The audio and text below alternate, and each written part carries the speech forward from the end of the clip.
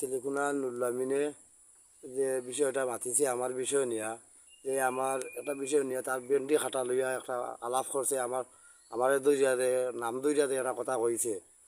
এটা তো আমি জানিও না, আমি কইতেও পারি না। তো এটা বিষয় না, এটাতে ফেসবুকও ছাড়িয়া দিছে, সোশ্যাল মিডিয়াত ছাড়িয়া দিছে। এটা তো আমার মানহানি লইয়া একটা দল লাগছে। আমি দেশবাসী গেছে এটা বিচার চাইয়ার, আর প্রশাসনও গেছে এটা বিচার চাইয়ার। আমার মানহানি লইয়া লাগছে এটা।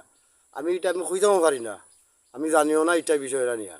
এখন তার দেশ খে খাড়ছে বা খারা খাড়ছে, এইটা বিষয় নিয়া আমার জড়িত করিয়া আমার নাম ধরিয়া বা ফোন নাম ধরিয়া আমার এইটারে লোক গেছে দিছে, সোশ্যাল মিডিয়াত দিছে, ফেসবুকও দিছে।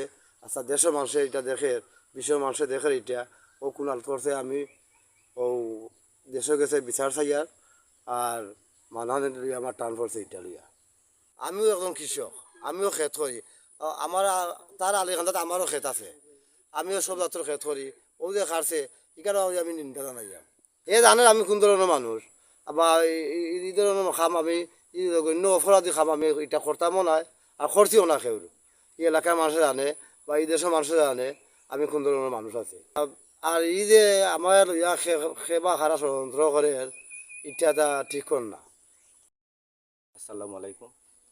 আমরা গত কালকের আগের কাল একটা নিউজ শুনছি ফেসবুক মিডিয়ার মোবাইলও, যে তেলেকুনা আনোয়ার আলীর ছেলে নুরুল আমিনে একটা নিউজ দিছে যে তার বেন্ডি ক্ষেত কাটা হয়েছে। আমার ভাই আমার ফ্যামিলির নাম, মানুষের নাম ধরিয়া মিডিয়ার কাছে হস্তান্তর করছে তার বক্তব্য।